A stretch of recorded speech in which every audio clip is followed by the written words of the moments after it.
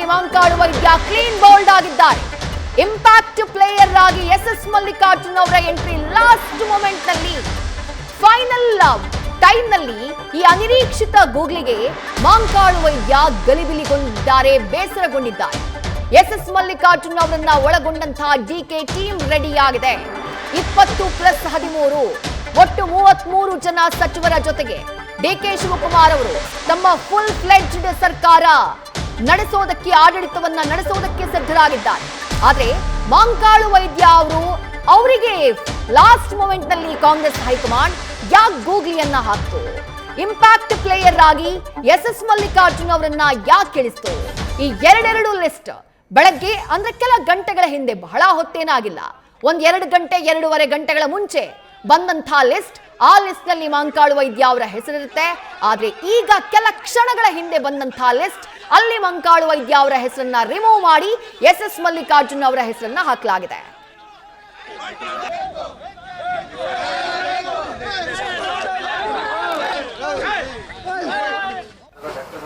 ಈಗಾಗಲೇ ಪ್ರಥಮ ಚಿಕಿತ್ಸೆ ಈಗಾಗಲೇ ಕೊಟ್ಟು ಇನ್ನೂ ಸ್ಥಿತಿ ಗಂಭೀರವಾಗಿದೆ, ಅದನ್ನು ನೋಡಿ ಮಾಡಿಸ್ತೇನೆ. ಬಟ್ ಇದೇ ಪರಿಸ್ಥಿತಿ ಮುಂದುವರೆದ್ರೆ, ಕೊಡ್ಲಿಲ್ಲ ಅಂದ್ರೆ ಮತ್ತಷ್ಟು ಮಂದಿ ಇದೇ ರೀತಿಯ ಕಾರ್ಯಕ್ಕೆ ಮುಂದಾಗ್ತೀನಿ ಅಂತ ಹೇಳಿ ಅಭಿಮಾನಿಗಳು ಹೇಳ್ತಿದ್ದಾರೆ ಸರ್. ಈ ಸಂದರ್ಭಕ್ಕೆ ಅವ್ರಿಗೆ ಏನ್ ಹೇಳಕ್ಕೆ ಮೋಸ ಮಾಡಿದ್ರೆ ಸರ್, ಪಕ್ಷ ಹೊರದಾಗ ನಮ್ಮ ತನ್ವಿ ಸೆಟ್ ಅವ್ರಿಗೆ ಪಕ್ಷ ಮೋಸ ಆಗಿದೆ. ಅದು ಹೈಕಮಾಂಡ್ ತಿರುಬೇಕಾದ್ರು, ಹೈಕಮಾಂಡ್ ಏನು ಸಿರಿ ಕೆಲಸ ಮಾಡಿದ್ರೆ ನಾವು ಇವಾಗ ಜೈನ್ ಆಗಿರೋದು ಎಲ್ಲರೂ ಕೊಡ್ತಾರೆ. ಏನು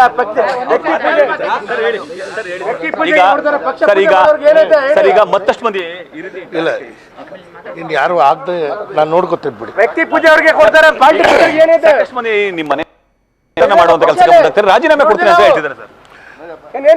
ನನಗೆ ರೂಪ ಕೊಟ್ಟಂತ ಜನ ನನಗೆ ಏನು ಆದೇಶ ಮಾಡ್ತಾರೆ ಅದನ್ನು ಪಾಲನೆ ಮಾಡ್ತೀನಿ. ಫಸ್ಟ್ ಟೈಮ್ ಭಾವುಕರಾಗ್ತಿದ್ದೀರಿ ಸರ್, ಕಣ್ಣಲ್ಲೆಲ್ಲ ನೀರು ಸರ್. ಇಲ್ಲ, ಜನರ ಪ್ರೀತಿಗೆ ಋಣ ತೀರ್ಸಕ್ಕಾಗ ವ್ಯಕ್ತಿ ಪೂಜೆ ಮಾಡೋರಿಗೆ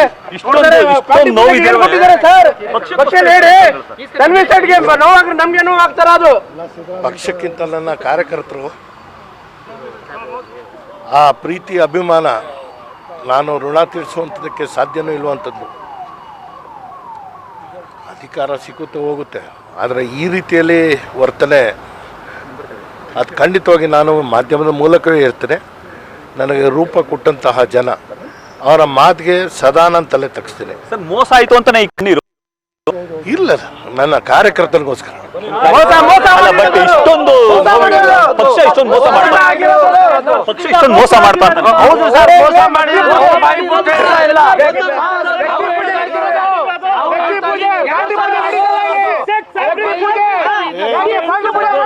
ಇಡೀ ಕುಟುಂಬ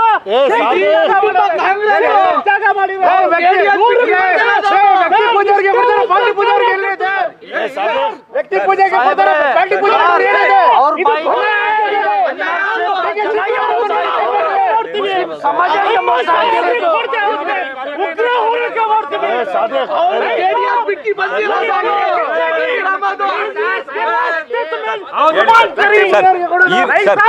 ಯಾಕೆ ಸರ್ ಈ ಕಣ್ಣೀರ್ನ ಮರೆಮಚಕ ಈ ಕನ್ನಡಕ ಇಲ್ಲ ಸರ್? ಅಲ್ಲ ಸರ್, ಇಷ್ಟೊಂದು ಅಳ್ತಿದ್ರು ಕೂಡ ಇಷ್ಟೊಂದು ಪ್ರೀತಿ, ಅಪಾರ ಪ್ರೀತಿ ತೋರಿಸ್ತಿದ್ದಾರೆ. ಈ ನಡುವೆ ಇಷ್ಟೊಂದು ಮನಸ್ಸಲ್ಲಿ ನೋವಿದ್ರು ಕೂಡ ನೋವನ್ನ ತಡ್ಕೊಂಡು ನೀವು ಕಾರ್ಯಕರ್ತರಿಗೆ ಸಮಾಧಾನ ಮಾಡ್ಲಿಕ್ಕೆ ಬಂದಿದೆ ಸರ್. ಸಚಿವ ಸ್ಥಾನ ಸಿಗದೆ ಇರೋದು ಎಷ್ಟು ನೋವಾಗ್ತಿದೆ ಸರ್? ಇಲ್ಲ, ನನಗೆ ಯಾವುದೇ ಥರದ ನೋವು ಇಲ್ಲ. ನನ್ನ ಕಾರ್ಯಕರ್ತರೇ ನನ್ನ ರೂಪ ಕಾಣದ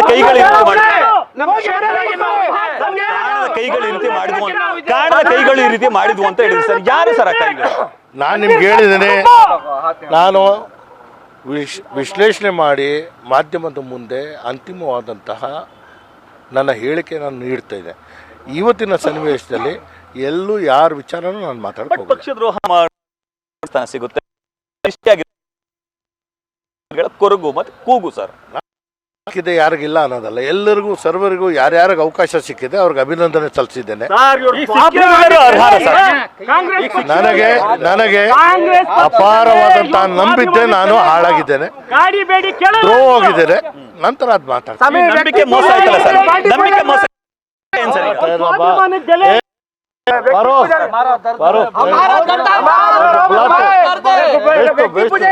ಪಾರ್ಟಿ ಪೂಜೆ ಮಾಡೋಕೆ ಏನಿಲ್ಲ ಫಸ್ಟ್ ಎಲ್ಲ ಮೋಸ ಮಾಡಿದ್ರೆ ಅಭಿಮಾನಿಗಳಿಗೆ ಮೋಸ ಅಂತೀರಾ? ರಾಜೀನಾಮೆ ಕೊಡ್ಲಿ. ಕರ್ನಾಟಕದಲ್ಲಿ ನಮ್ಮ ಮುಸ್ಲಿಂ ರಾಜೀನಾಮೆ ಕೊಡಿ ಅಂತಿದ್ದಾರೆ ಸರ್ ಎಲ್ಲರೂ. ನನ್ನ ಜನ ನನ್ನ ರೂಪ ಕೊಟ್ಟಿದ್ದಾರೆ. ಅವ್ರು ಏನು ಆದೇಶ ಕೊಡ್ತಾರೋ ಅದಕ್ಕೆ ತಲೆ ತಗ್ಸ್ತೀನಿ. ಅವ್ರು ಏನು ಹೇಳಿದ್ರು ಮಾಡಕ್ಕೆ ನಾನು ಮನುಷ್ಯನೇ, ನನಗೂ ಹೃದಯ ಇದೆ. ಬಟ್ ಹೃದಯಕ್ಕೆ ನೋವು ಮಾಡಿದ್ರು ಅಂತ ಸರ್. ಯಾವ್ದಕ್ ನೋವು ಮಾಡ್ಕೊಡಿ ನಾನು ನೀವು ಅರ್ಥ ಮಾಡ್ಕೋಬೇಕು ಅಷ್ಟೇ. ಅಧಿಕಾರಕ್ಕಲ್ಲ, ನನ್ನ ಕಾರ್ಯಕರ್ತ. ಮೈಸೂರು ಭಾಗದಿಂದ ನಿಮ್ಗೆ ನೋವಾಯ್ತು ಅಂತಾನೆ ಸರ್? ಇಲ್ಲ, ನಾನು ಯಾವತ್ತು ಯಾರ ವಿಚಾರನೂ ಇವತ್ತು ಹೇಳಲ್ಲ. ನಾನು ಮತ್ತೆ ಮಾತಾಡ್ತೀನಿ.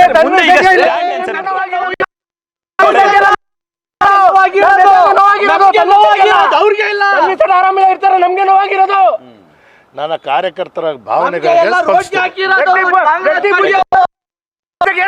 ಶಾಸಕರಂತಹ ತನ್ವೀರ್ ಸೇಠ್ ಅವರ ಆಕ್ರೋಶದ ನುಡಿಗಳು. ನರಸಿಂಹರಾಜ ಕ್ಷೇತ್ರದ ಶಾಸಕ ತನ್ವೀರ್ ಸೇಠ್ ಕಣ್ಣೀರನ್ನ ಹಾಕಿದ್ರು ನ್ಯೂಸ್ ಫಸ್ಟ್ ಮುಂದೆ. ಅವರ ಕಾರ್ಯಕರ್ತ ಬೆಂಬಲಿಗನೊಬ್ಬ ತಬ್ರೇಜ್ ಅಂತ ಹೇಳಿ ವಿಷ ಸೇವಿಸಿ ಆತ್ಮಹತ್ಯೆಗೆ ಯತ್ನಿಸಿದ, ಆಸ್ಪತ್ರೆಗೆ ದಾಖಲು ಮಾಡಲಾಗಿದೆ. ಆತನನ್ನ ಭೇಟಿಯಾಗೋದಕ್ಕೆ ಅಂತ ಹೇಳಿ ಬಂದಂತಹ ಟೈಮ್ನಲ್ಲಿ ಪಕ್ಷದಿಂದ ತಮಗಾದಂತಹ ಅನ್ಯಾಯ, ಪಕ್ಷ ಮಾಡಿದಂತಹ ನಿರ್ಲಕ್ಷ್ಯ, ಅದನ್ನ ನೆನೆದು ಕಾರ್ಯಕರ್ತರ ಆಕ್ರೋಶ ಅದೆಲ್ಲ ನೋಡಿ ಕಣ್ಣೀರನ್ನ ಹಾಕಿದ್ರು ತನ್ವೀರ್ ಸೇಠ್. ಸದ್ಯ ಲಿಸ್ಟ್ ಅನ್ನ ಗಮನಿಸ್ತಾ ಇದ್ದೀರಿ ನೀವು. ಈ ಲಿಸ್ಟ್ ಇದೆಯಲ್ಲ, ಇದು ಎರಡನೇ ಲಿಸ್ಟ್. ಮೊದಲ ಲಿಸ್ಟ್ ನಲ್ಲಿ ನಂಬರ್ 12 ಯಾರ ಹೆಸರಿದೆ ಅಂತ ಗಮನಿಸಿ. ಮಾಂಕಾಳು ವೈದ್ಯ ಅವರ ಹೆಸರಿದೆ. ಮಾಜಿ ಸಚಿವ ಮಾಂಕಾಳು ವೈದ್ಯ ಅವರ ಹೆಸರಿತ್ತು. ಇದು ಬೆಳಗ್ಗೆ 11 ಗಂಟೆ 11:15 ಆ ಟೈಮ್ನಲ್ಲಿ ಬಂದಂತಹ ಲಿಸ್ಟ್. ಈ ಪಕ್ಕದಲ್ಲಿ ಗಮನಿಸ್ತಾ ಇದ್ದೀರಲ್ಲ, ಈಗ 5-10 ನಿಮಿಷದ ಹಿಂದೆ ಬಂದಂತಹ ಲಿಸ್ಟ್ ಸೇಮ್ ನಂಬರ್ 12. ಎಲ್ಲಾ ಹೆಸರುಗಳು ಸೇಮ್. ಆ ಲಿಸ್ಟ್ ನಲ್ಲಿರುವಂತಹ ಅಥವಾ ಪ್ರಿಂಟ್ ನಲ್ಲಿರುವಂತಹ ಪ್ರತಿಯೊಂದು ಅಕ್ಷರಗಳು ಸೇಮ್ ಇದ್ದಾವೆ. 12ನೇ ನಂಬರ್ ನಲ್ಲಿರುವಂತಹ ಆ ಹೆಸರು ಒಂದನ್ನ ಹೊರತುಪಡಿಸಿ ಮಾಂಕಾಳು ವೈದ್ಯ ಅವರ ಹೆಸರಿದ್ದಂತಹ ಜಾಗದಲ್ಲಿ 2ನೇ ಪಟ್ಟಿಯಲ್ಲಿ ದಾವಣಗೆರೆ ಉತ್ತರ ಕ್ಷೇತ್ರದ ಶಾಸಕ ಮಾಜಿ ಸಚಿವ ಎಸ್ ಮಲ್ಲಿಕಾರ್ಜುನ್ ಅವರ ಹೆಸರನ್ನ ಹಾಕುವಂತಹ ಕೆಲಸವನ್ನ ಮಾಡಲಾಗಿದೆ.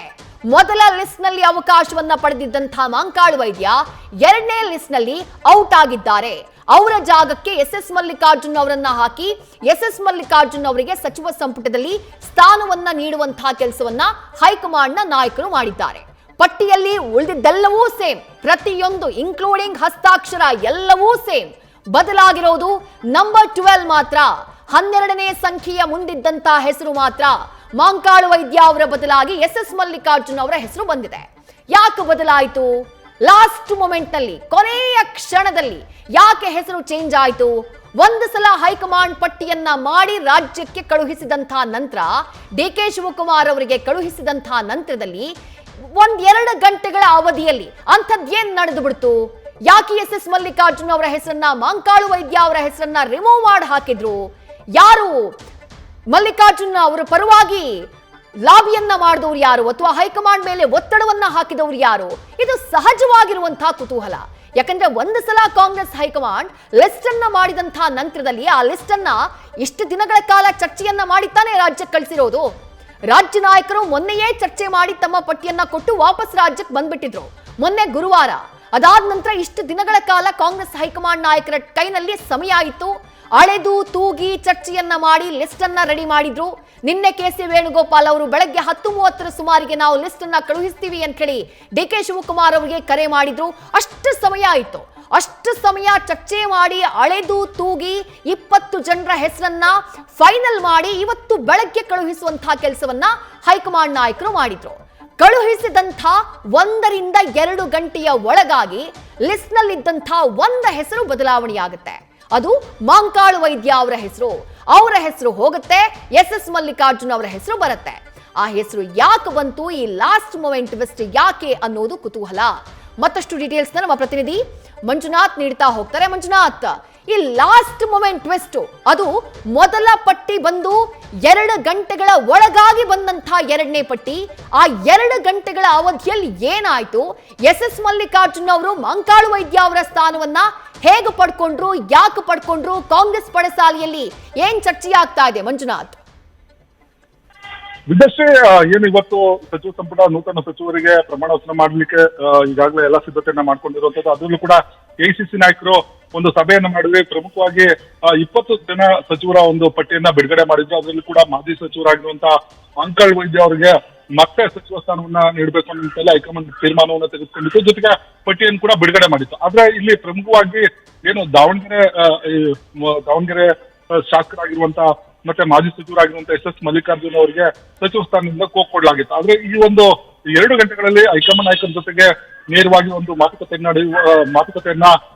ಏನು SS ಮಲ್ಲಿಕಾರ್ಜುನ್ ಅವರು ಮಾಡಿರುವಂತಹ ಮಾಹಿತಿ ಕೂಡ ಲಭ್ಯ ಆಗಿದೆ. ಅದರಲ್ಲೂ ಕೂಡ AICC ನಾಯಕರಾಗಿರುವಂತಹ ಮಲ್ಲಿಕಾರ್ಜುನ್ ಖರ್ಗೆ ಜೊತೆಗೆ CM DK ಶಿವಕುಮಾರ್ ಅವ್ರ ಜೊತೆಗೆ ಮಾತುಕತೆಯನ್ನು ಮಾಡಿರುವಂತದ್ದು.